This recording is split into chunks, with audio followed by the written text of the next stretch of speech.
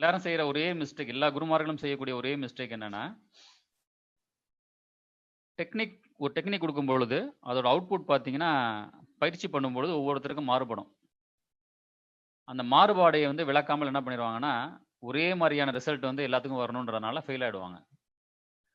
பயிற்சி முறை ஒண்ணா இருக்கும், முடிவு ஒண்ணா இருக்கும்.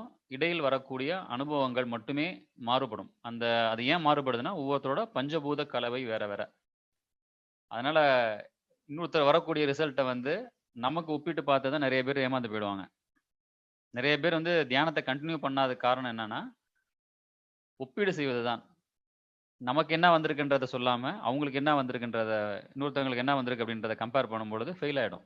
நெறைய பேர் பிராக்டிஸ் இப்ப உளுஜி தியானமே பார்த்தீங்கன்னா, எனக்கு தெரிந்து நெறைய பேர் எடுத்திருக்காங்க. ஒரு சிலர் மட்டுமே ஃபாலோ பண்றாங்க. பாக்கி எல்லாருமே என்னன்னா, அத பிராக்டிஸ் பண்ணாம, அதோட ரியல் உள்நோக்கம் என்னன்றது தெரியாம, அவங்களுக்கு வந்த எஃபெக்ட் இன்னொருத்தவங்க வந்த எஃபெக்ட் எனக்கு வரல அப்படின்னு ஒரு கம்பேர் பண்ணி ஸ்டாப் பண்ணிடுறாங்க. அதுக்கப்புறம் கேள்வி பதில் கேட்கும்பொழுது தான் தெரியுது. அவங்க கேட்பாங்க, திருப்பி கேள்வி கேட்கும்பொழுது, இந்த தாட் எல்லாத்துக்குமே இருக்காது. அதனால இதுல யாருமே ஒப்பீடு பண்ணாதீங்க. உங்களோட அனுபவங்கள் உங்களுக்கானது. அதுதான் வந்து இந்த பயிற்சியும் இல்ல. எந்த தியானம் பயிற்சி பண்ணாலுமே. அதேபோல தியானம்னு சொல்லி டீச் பண்றது எல்லாமே தியானம் இல்லை. இப்ப எல்லாமே. ஏன்னா ஃபர்ஸ்ட் தெரிஞ்சுங்க. இது ஒரு அடிப்படையான விஷயம். ஒரு டெக்னிக் ஒரு குருமார் குடுக்குறாருன்னா, நமக்கு மொத்தம் 5 உடம்பு இருக்கு. அந்த 5 உடம்புல எந்த உடம்புல வேலை செய்யுதுன்னு கேட்கணும் நீங்க கேள்வி. அந்த 5 உடம்புல வந்து விஞ்ஞானமய கோஷம்னு சொல்லியிருக்கு. 4வது உடம்பு. அந்த 4வது உடம்பில் செய்யப்படுவது தான் தியானம். ஏனைய விஷயங்கள் எல்லாமே உதாரணத்துக்கு சொல்றேன் உங்களுக்கு. நார்மலா ஒரு யோகாசனம் செஞ்சா, அது ஒரு தியானம் அப்படின்ற மாரிலாம் சொல்ற ஆளுலாம் இருக்காங்க. யோகா அது வந்து உடல் அசைவை பிரதானப்படுத்தியிருப்பது, உடல் அளவில் பலம் தரும். மனதளவில் சிறிய பலம் தரும். என்னன்னா, அது வந்து மன உடம்பும், பரு உடலும் லேசாக இணைந்து வேலை செய்யும். ஆனா, முழுமையா என்ன சொல்றது? ஃபுல்லா எங்க பெனிஃபிட் தரும் அப்படின்னு பார்த்தீங்கன்னா, பரு உடல்ல தான் இருக்கும். அதுதான் நம்மளோட அன்னமய கோஷம். ஃபர்ஸ்ட் உடம்பு அது. நம்ம கண்ணால் பார்ப்பது. இதுக்கப்புறம் வந்து 4 உடம்பு இருக்கு. நமக்கு ஒரு அடுக்கு இருக்கும் நம்ம உடம்பு மேல. பிராக்டிஸ் பண்ணா பார்க்கலாம் அத. எல்லாருமே பார்க்கலாம். ஒரு சிலர் மட்டும் தான் பார்க்கலாம். ஒரு சிலர் பார்க்க முடியாதுலாம் கிடையாது. எல்லாருமே பார்க்கலாம். 2வது வந்து பிராணாயாமம். பிராணாயாமம்ன்றது வந்து மூச்ச வந்து லாக் பண்ணியோ, இல்ல வேற வேற சில பயிற்சிகள வந்து மூச்சை சம்பந்தப்படுத்தி பண்ணி பிராணன் அதிகமாக சேமிப்பது உடம்புல. இது எங்க வெளிப்படும் அப்படின்னா, 2வது உடம்புல வெளிப்படும். பிராணாயாமம்ன்றது பிராண உடலை பலம் செய்வது. அதுக்கப்புறம் பார்த்தீங்கன்னா, மன உடல். மன உடல்ன்றது மன உடல் பயிற்சின்னு தனியா இருக்கு அது. அது பண்ணீங்கன்னா, மன உடல் பலமாகும். இதுக்கப்புறம் தான் விஞ்ஞானமய கோஷம். இன்டலெக்சுவல் பாடின்னு பேரு ஆங்கிலத்துல. இந்த இன்டலெக்சுவல் பாடியில இருந்து செய்வது தான் தியானம். ஃபர்ஸ்ட் தியானம்ன்றதுக்கான விளக்கம் இதான். இன்டலெக்சுவல் பாடியில எந்த ஒரு செயல், விஞ்ஞானமய கோஷத்தில் எந்த ஒரு செயல் நிகழ்த்தப்படுகிறதோ அதுதான் தியானம். இது தெளிவாகிங்க. தியானம் அப்படின்றது என்னன்னா, விஞ்ஞானமய கோஷத்தில் நிகழ்த்தப்படுவதே தியானம். உதாரணத்திற்கு சொல்றேன் உங்களுக்கு. நீங்க ஒரு பாட்டு பாடுறீங்க. அந்த பாட்டில் உள்ள தவறை யார் கண்டுபிடிக்கிறா? நீங்க தான் கண்டுபிடிப்பீங்க. ஆனா, அந்த தவறை கண்டுபிடிப்பது நம்மளோட மனம் வந்து ஒரு நிலையில இருந்து கண்டுபிடிக்கும். தப்பு பண்ணியிருக்கோம்னு நம்மள்ட்டயே சொல்லும். இந்த இடம் தப்புன்னு சொல்லும். அந்த நிலை தான் விஞ்ஞானமய கோஷம். விஞ்ஞானமய கோஷம்ன்றது பார்த்தீங்கன்னா, எப்படி சொல்றது? மெமரி இல்லாத, அதாவது அன்வான்டட் மெமரீஸ் இல்லாதது. கிளியரான, ஒரிஜினலான மெமரி உள்ளது. அதான் விஞ்ஞானமய கோஷம். யாருக்கும் மாறாதது. யாருக்கும் மாறாத ஒரு நிலை தான் விஞ்ஞானமய கோஷம். அந்த நிலையிலிருந்து தியானம் செய்வது தான் தியானம்னு பேரு. அதேபோல தியானம்ன்றது ஒரு பொருளை பிடித்து அதை மட்டும் நோக்கி நகர்வது தியானம் கிடையாது. எல்லா விஷயங்களையும், எல்லா 360 டிகிரி நிகழக்கூடிய அனைத்து விஷயங்களையுமே கிரகிப்பது தான் தியானம். ஒரு விஷயத்த பிடிச்சு பண்ணா அது பேர் வந்து சமதா பாவனை, கான்சன்ட்ரேஷன். சமதான்னு சொல்லுவாங்க. அது பாலி மொழி சொல். ஏன்னா பௌத்த தியானங்கள் எல்லாமே பார்த்தீங்கன்னா, இப்ப இருக்கிறது எல்லாமே புத்தர் சொன்னதுல ஒரு 10% தான் சொல்லுவாங்க உங்களுக்கு. 10% டீச்சிங் பண்றாங்க. ஏன்னு கேட்டீங்கன்னா, இந்த பிராண உடல் மாற்றம், மன உடல் மாற்றத்த வந்து கண்டுபிடிக்க தெரியாது யாருக்குமே. அதனால என்னன்னா, தியானம்ன்றது வந்து ஒரு கிளாஸ் மாரி எடுத்துட்டு போயிடுறாங்க. உங்களுக்கு ஒரு அனுபவம் தரலாம் இப்ப. என்னால இப்ப குடுக்க முடியும். கண்கள் மூடி மூடி உட்காந்துங்க. நிமிர்ந்து உட்காருங்க. உள்ளங்கை விரிஞ்சு வான் நோக்கி மடியின் 2 பக்கம் இருக்கட்டும். கை கொஞ்சம் கை வந்து உள்ள இழுத்து வச்சுக்கங்க. அந்த இடத்துல இருக்க வேணாம். மடி மேலே இருக்கலாம் கை. உள்ளங்கை வந்து ஓப்பன்ல இருக்கட்டும், வான் நோக்கி இருக்கட்டும். தியானம்ன்றது நீங்க கிரகிக்கப்படணும் உங்களால. கண்களை மூடிய நிலை.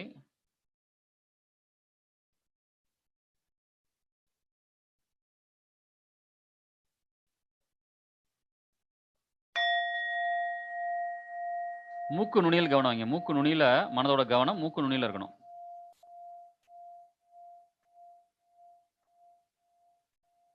கண்ணை உருட்டக்கூடாது. கண்ணை உருட்டாம மனதின் கவனம் மூக்கு நுனியில இருக்கணும். ஏன்னா கண்ணை உருட்டினீங்கன்னா கண்ணு வலிக்க ஆரம்பிச்சிடும் கொஞ்ச நாள் கழிச்சு. கண்களை உருட்டி தியானம் செய்யக்கூடாது. கண்கள் அப்படியே தான் இருக்கணும். மனம் தான் வரணும். மனம் மூக்கு நுனியில வரணும்.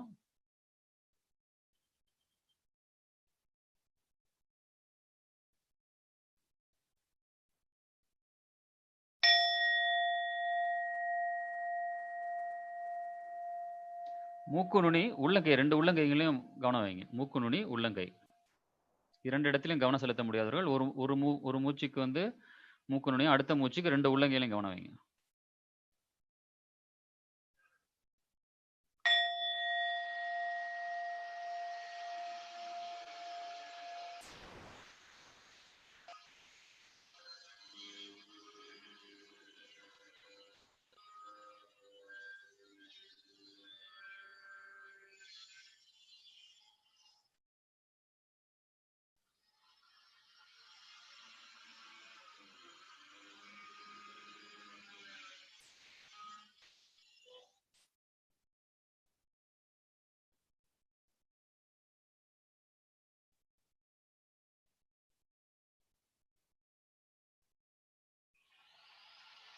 உள்ளங்கைகளில் மட்டும் கவனம்.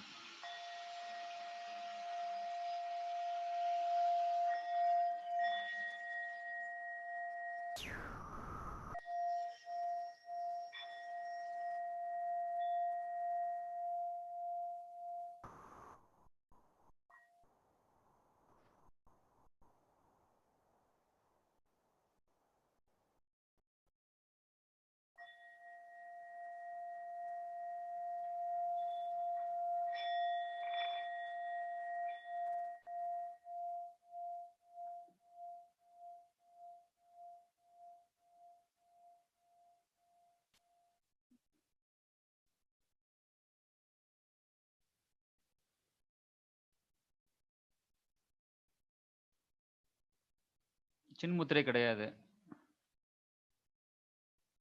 கைகள் விரிந்த நிலை. உள்ளங்கை வந்து வான் நோக்கி இருக்கணும், மடியில் இருக்கணும்.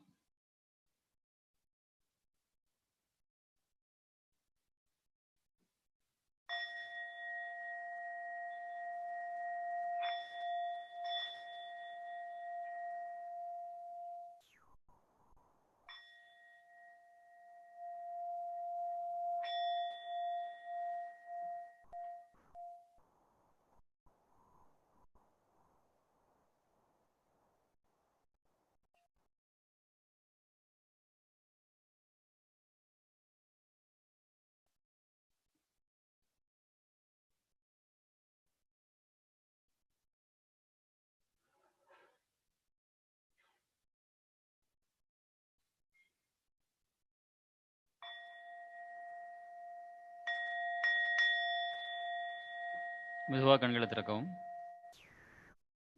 மூக்கு நுனியில கவனம் வச்சப்ப அந்த ஆனாபான சதி இயங்கும். உங்களுக்கே தெரியாமல் என்ன ஆகும்னா உங்க உடம்பு வந்து மூச்சை கவனிக்க ஆரம்பிக்கும். அந்த கவனிப்பு பேர் தான் ஆனாபான சதி. ஆனான்றது உள்மூச்சு, அபானான்னா வெளிமூச்சு. உள்மூச்சு வெளிமூச்சு கவனித்தல் தான் பாலி மொழியில ஆனாபான சதி. மூளை தயார் செய்யாமல் உட்காந்து பயிற்சி பண்ணீங்கன்னா உங்களுக்கு அலுப்பாயிடும். இந்த செயல் வந்து உங்களுக்கு முழுமை தராது. இப்போ நீங்க இப்போ உட்காந்து அமர்வு பார்த்தீங்கன்னா 10 நிமிஷம் வந்து இப்போ நெக்ஸ்ட் வந்து ஒரு 10 மினிட்ஸ் கொடுக்குறேன். மூளை தயார் செஞ்சுட்டு உட்காருவோம். ஒரு 10 நிமிடம் அமர்வு எப்படி இருக்குன்னு பாருங்க. முன்னாடி பண்ண பயிற்சி வந்து 5 நிமிஷம் பண்ணீங்க. இப்போ 10 நிமிஷம் பண்ணோம் ஒரு பயிற்சி.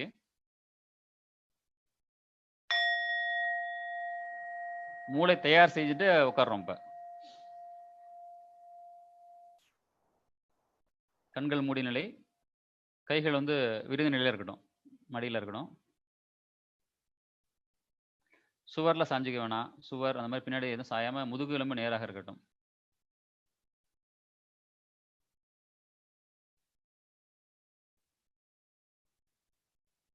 மூக்கு நுனியில கவனம். மூக்கு நுனியில மனதின் கவனம் வச்சு இயல்பாக இயங்கக்கூடிய உள்மூச்சு வெளிமூச்சில் கவனிக்கவும். இதுதான் ஆனாபான சதின்னு பேர். வேற மொழியில சொல்றோம். உள்மூச்சு, வெளிமூச்சை கவனிக்கணும் அப்படின்றத வேற மொழியில சொல்றோம். பாலி மொழியில சொல்றோம். இயல்பாக இயங்கக்கூடிய உள்மூச்சு, வெளிமூச்சில் கவனம்.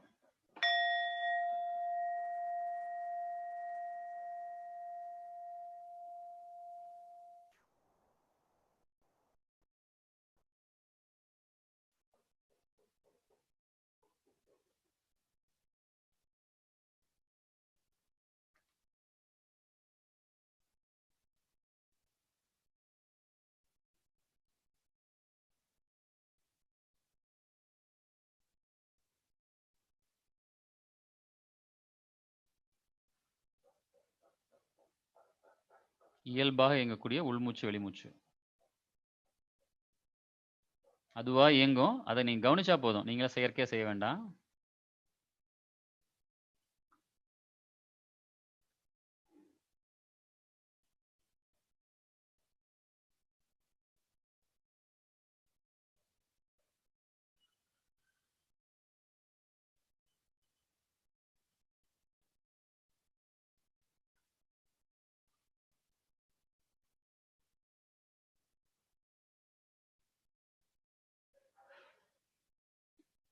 உள்மூச்சு, வெளிமூச்சை கவனிக்கும் பொழுது, உள்மூச்சிற்கு ஒரு மந்திரம், வெளிமூச்சிற்கு ஒரு மந்திரம். மந்திரம்ன்றது பார்த்தீங்கன்னா, மந்திரமா இருக்கணும்னு அவசியம் கிடையாது. ஒரு குறுகிய சொல்லா இருக்கலாம்.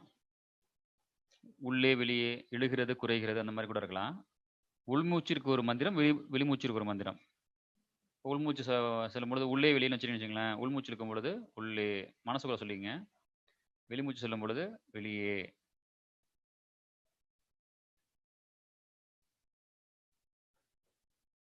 உள்மூச்சு, வெளிமூச்சை மந்திர சொல்லுடன் கவனித்தல். மூக்கு நுனியில் கவனம் வைத்து உள்மூச்சு, வெளிமூச்சை கவனிக்கவும். அப்படி கவனிக்கக்கூடிய உள்மூச்சு, வெளிமூச்சை மந்திர சொல்லுடன் கவனிக்கவும்.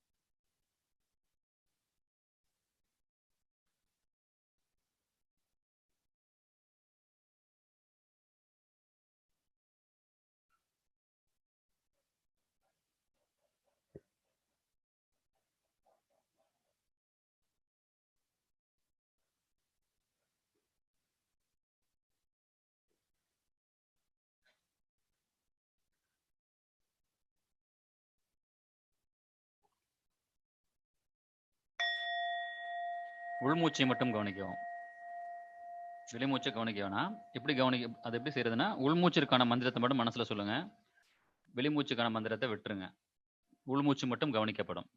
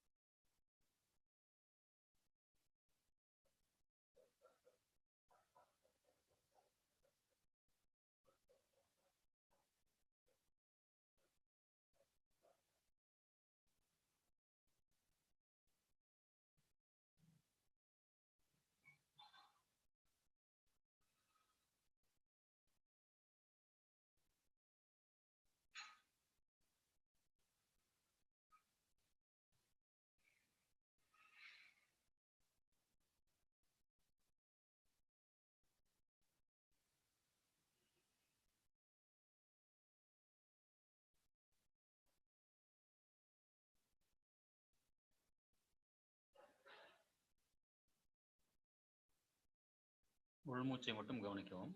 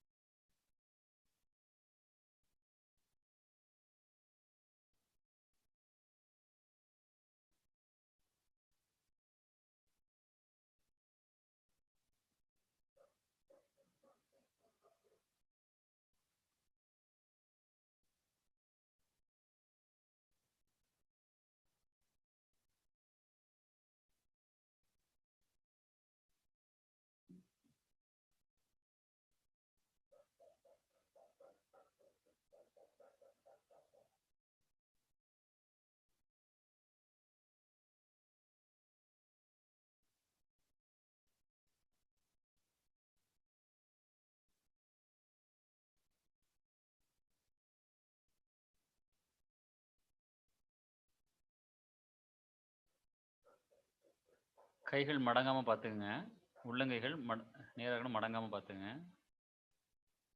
நல்ல விரிந்த நிலை.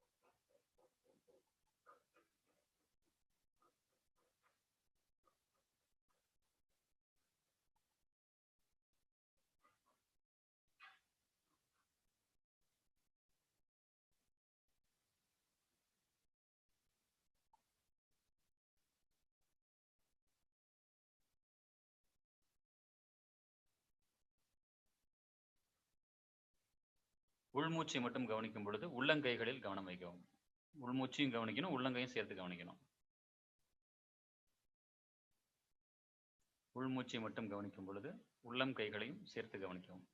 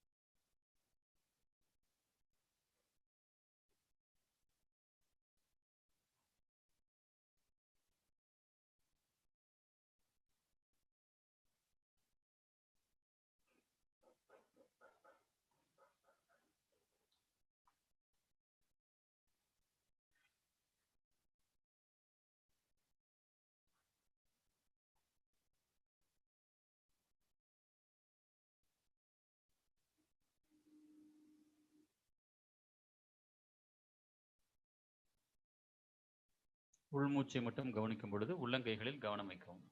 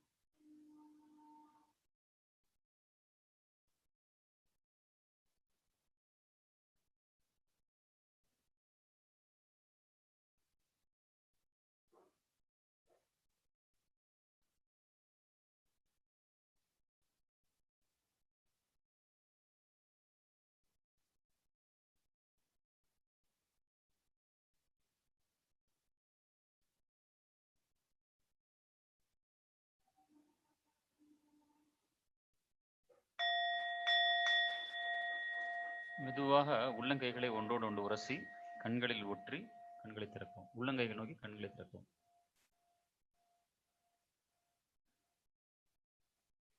இந்த அமர்வு 12 நிமிடம் அமர்வு இது.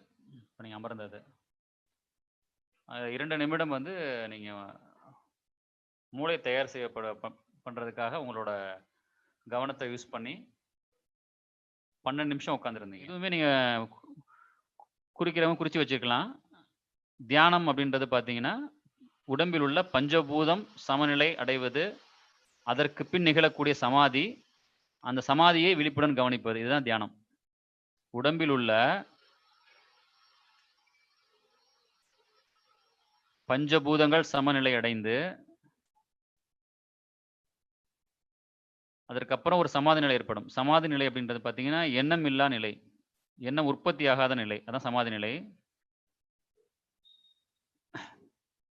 ஏன்னா, அந்த சமாதி நிலைய தான் எல்லாருமே ஆன்மீகத்துல ஒரு உயர்வா சொல்லுவாங்க. ஆனா, அந்த சமாதி நிலையும் விழிப்புடன் கவனிக்கப்படுவது தான் தியானம். அதுதான் விஞ்ஞான கோஷத்துல நிகழும்.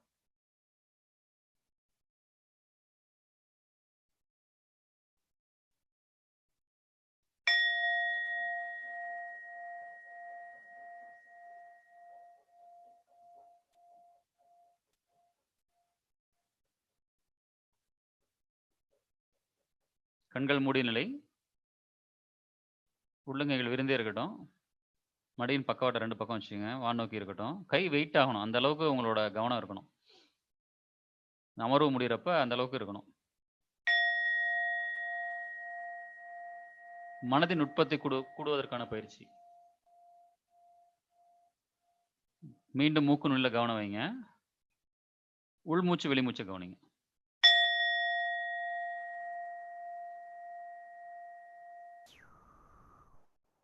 இந்த உள்மூச்சு, வெளிமூச்சை மட்டும் கவனிக்கிறதுல என்ன பெனிஃபிட் இருக்குன்னா, இந்த கணத்தில் நீங்கள் வாழ்வீர்கள். ஃபர்ஸ்ட்டு கடந்த காலம், எதிர்காலத்துல போமாட்டீங்க. 2வது பார்த்தீங்கன்னா, உங்களோட பிராணசக்தி அதிகமாகும். 3வது உங்களது நுரையீரல் பலப்படும். மூளைக்கான பிராணசக்தி அதிகமாக செலுத்தப்படும். ஒரே டெக்னிக்ல இவ்வளோ விஷயம் இருக்கு. இயல்பாக இயங்கக்கூடிய மூச்சு. செயற்கையான மூச்சுல இவ்வளோ கிடைக்காது. மூக்கு நுனியில் கவனம் வைத்து உள்மூச்சு, வெளிமூச்சை கவனிக்கவும்.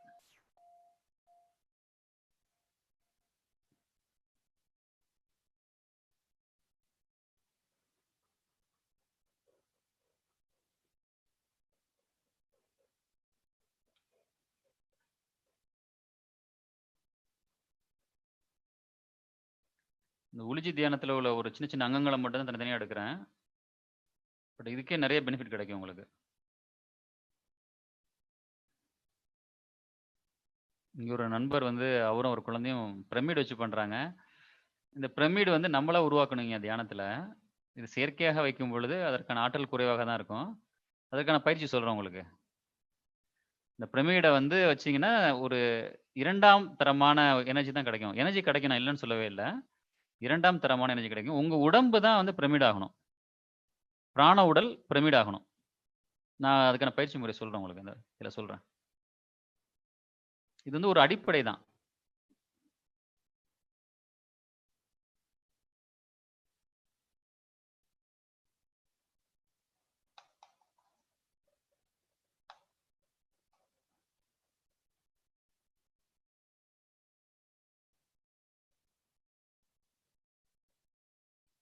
மூக்கு நுனியில் கவனம் வைத்து உள்மூச்சு, வெளிமூச்சை கவனிக்கும் பொழுது, உள்மூச்சு, வெளிமூச்சில் நிகழும் வெப்ப மாறுதலை நுண்ணியமாக கவனிக்கவும்.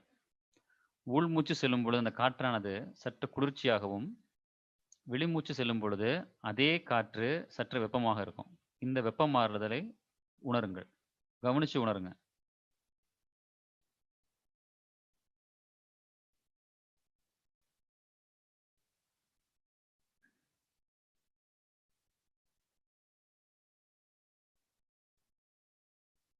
உள்மூச்சு செல்லும் பொழுது காற்று சற்று குளிர்ச்சியாகவும், அதே மூச்சு வெளியே வரும்பொழுது வெளிமூச்சாக வரும்பொழுது, இந்த காற்று சற்று வெப்பமாக இருக்கும். இந்த வெப்ப மாறுதலை கவனிக்கவும். நுண்ணியமாக கவனிச்சா கிடைக்கும். மூக்கு நுனியில் கவனம் வைத்து நுண்ணியமாக கவனித்தால் தெரியும்.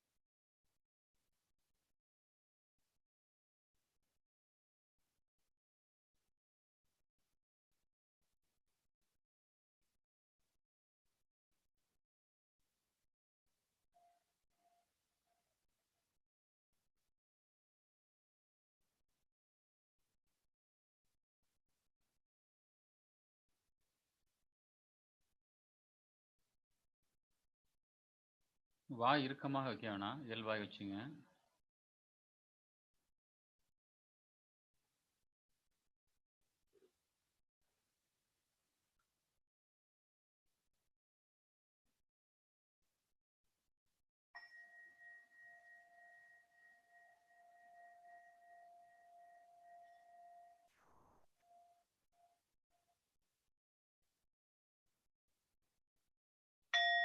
மனதின் கவனம் உள்மூச்சில் மட்டும். உள்மூச்சை மட்டும் கவனிங்க.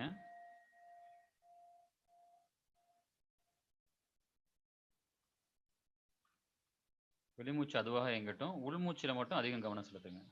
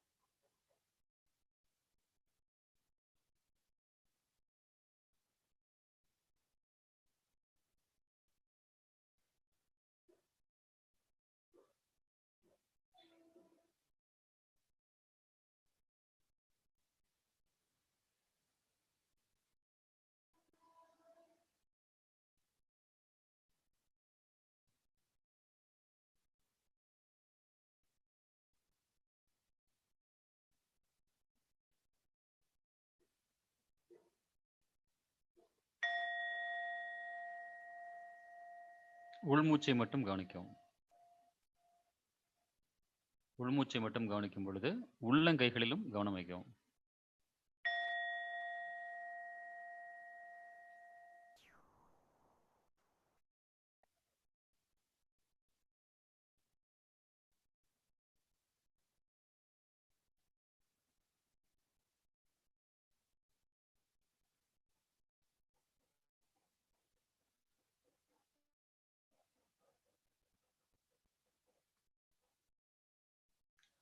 உள்மூச்சை மட்டும் கவனிக்கும் பொழுது உள்ளங்கைகளில் கவனம் வைக்கவும்.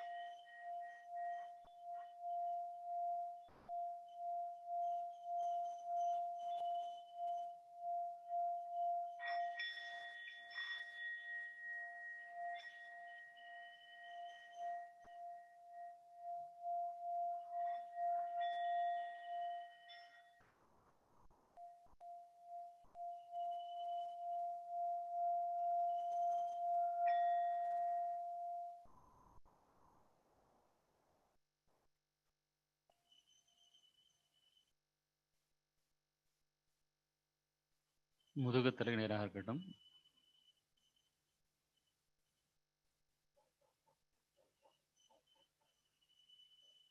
சிறிது நேரம் உடம்பில் எவ்வித அசைவும் ஏற்படுத்த மாட்டேன் என்று திடமனதுடன் அமர்ந்து உள்மூச்சு வெளிமூச்சு கவனிக்கவும்.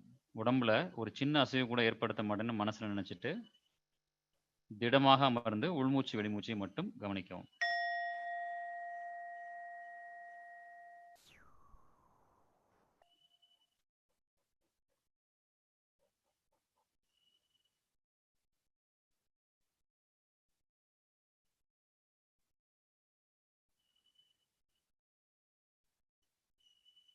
சிறிது நேரம் அடுத்த மணி அடிக்கிற வரைக்கும் உடம்பில் எவ்வித அசைவும் ஏற்படுத்தாமல் உள்மூச்சு வெளிமூச்சை மட்டும் கவனிக்கவும்.